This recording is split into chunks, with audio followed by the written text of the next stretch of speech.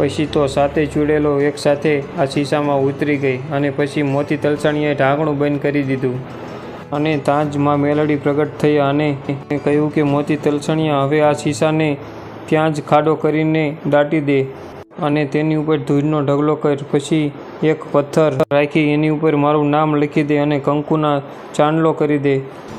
આ સાતે ચૂડેલોને જ્યાં સુધી ચંદ્ર અને સૂર્ય રહેશે ત્યાં સુધી અહીંથી બહાર નહીં નીકળવા દઉં.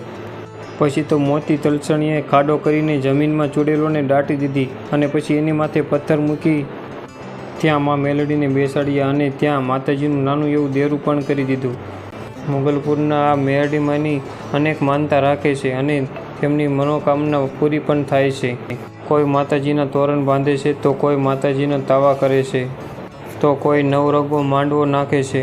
આમ માતાજીએ અનેક ભક્તોના દુઃખ દૂર કર્યા છે. આજે પણ મોગલપુરવાળા